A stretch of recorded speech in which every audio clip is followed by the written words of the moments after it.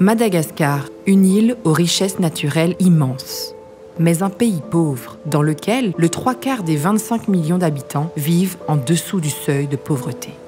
Obstacle majeur au développement de l'île, le manque d'accès à l'électricité empêche 9 personnes sur 10 de développer leur projet de vie. Cette précarité énergétique touche en premier lieu le monde rural où la pauvreté est également la plus criante. Lazaina fa misy olana tokoa ny tsy fisian'ny jiro aty amin'ny commune Sariparatra satria raha jerena amin'ny fandriampahalemana ohatra dia hita tokoa fa marefarefa raha tsy misy ny jiro dia ny eo amin'ny lafin'ny éclairage public dia maizina ny andro ary moramora kokoa ny mpangalatra ny mamoaka ny omby any ambala ohatra ny mamaky ny tranon'olona ohatra.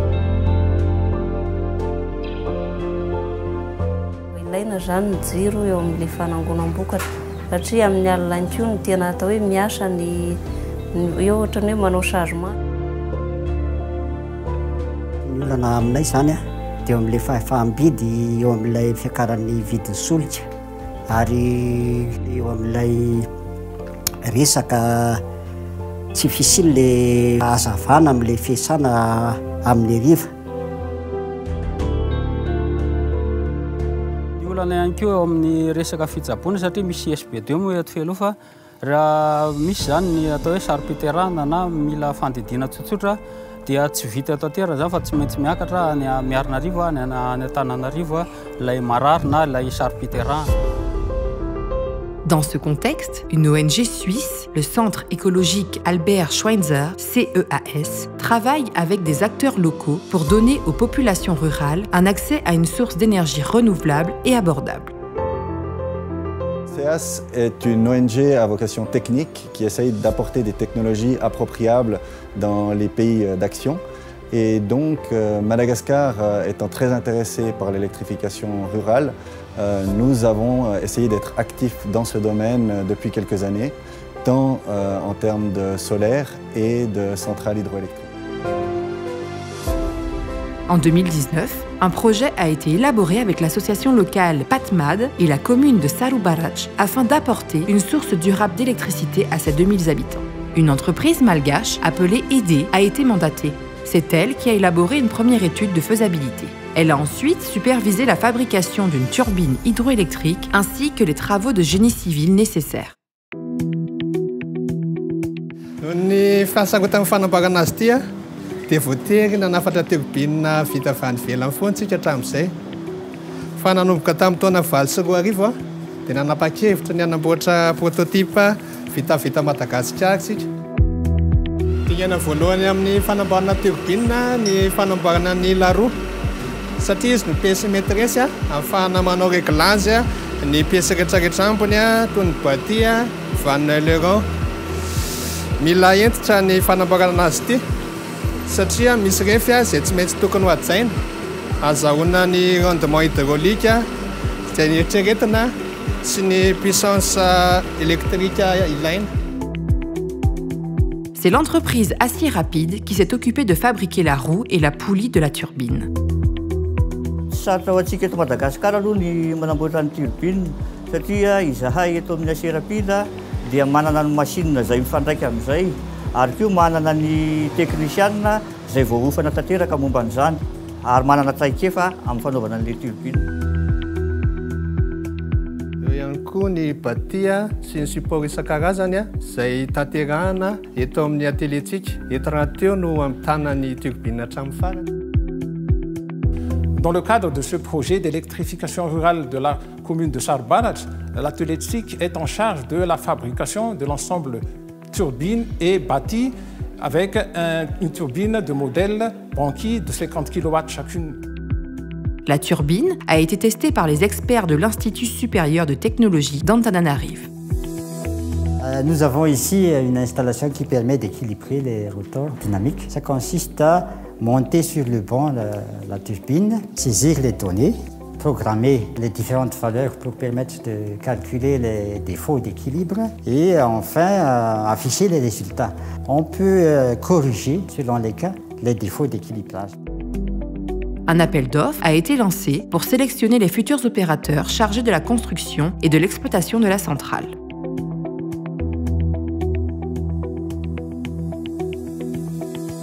Les travaux ont débuté en 2018. Mais avant cela, la population de la commune a été associée à l'ensemble de la démarche.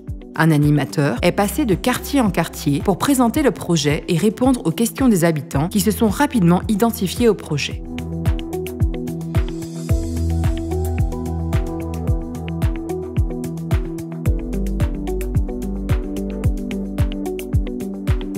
Un barrage sur la rivière Kotumboul a été réhabilité et un canal aménagé.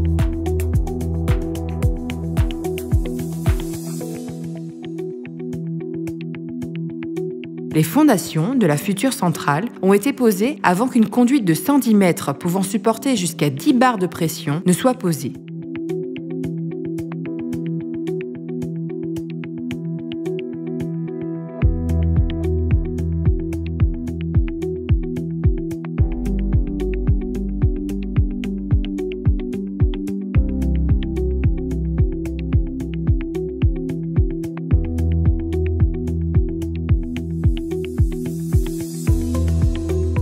Les turbines ayant été livrées par l'atelier TSIC, les premiers essais de mise en charge ont pu être réalisés.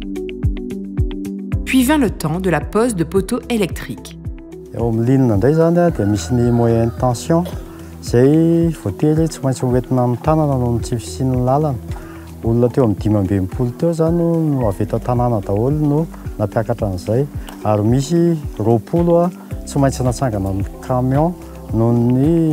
fitandremana ny loza mety hitranga.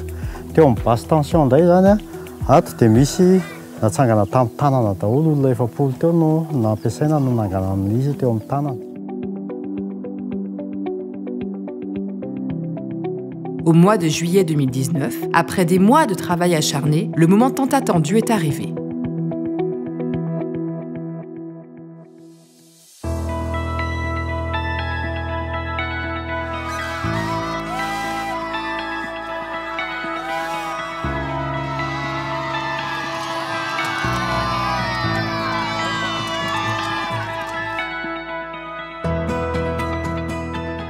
Après 2 ans, nous nous trouvons ici à Fialouf pour l'inauguration de la centrale hydroélectrique de Saroubarach.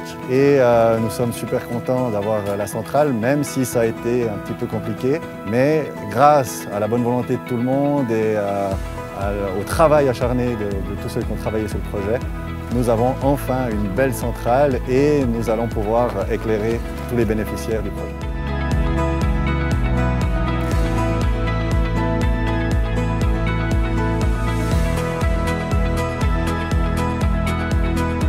Tokoa zany tao anatin'izay fotoana niretan'ny jiro izay fa nanana tombontsoa lehibe ny komina Sarobaratra sy ireo tanàna misy jiro. Ny fandriampahalemana ohatra dia tsy nahenona intsony amin'ny ankapobeny ny resaka vakitrano satria efa mazava avokoa na ny arabe na ny elakelan-trano. Sy nganko manokana ihany koa ny resaka alatrombo efa vita tokoa ny paikadin'ireo manan'omby satria misy jiro avy hatrany mitsolo ny fahatrombony amin'ny fotoana rehetra ahafahany jery sy manara-maso ny fahatrombo sy ny omby ao am-balany.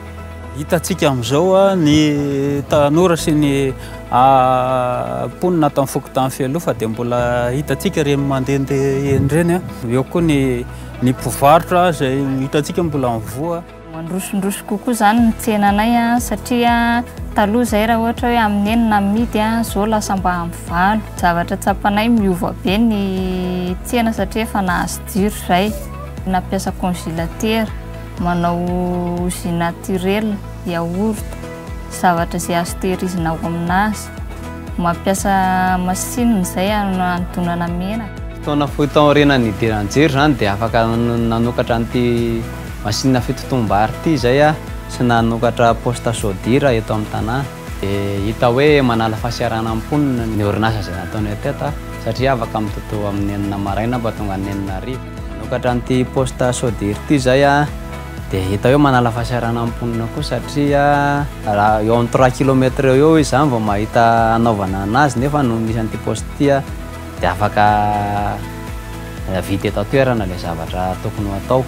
Raha oharina tamin'ny gasoil dia hita hoe ny hena avoa ihany zany ny fandaniana tokony ho lany misy ny jiro. Araka mahabaribary anazy zany dia ny hatramin'ny isin'ity orinasa ity dia tsy tapaka misy vary zany ao aminay isan'andro maraina, atoandro, hariva.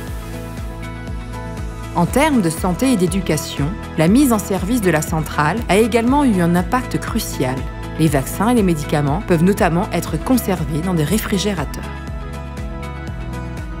Raha tonga teto amin'ny hôpitaly CSB Felofa izahay tamin'ny 12 alina dia faly ny fo satria sy mirana ny saina satria nazava tsara noho ny vokatry ny jiro izay ato amin'ny hôpitaly dia teraka soamantsara ny zanakay.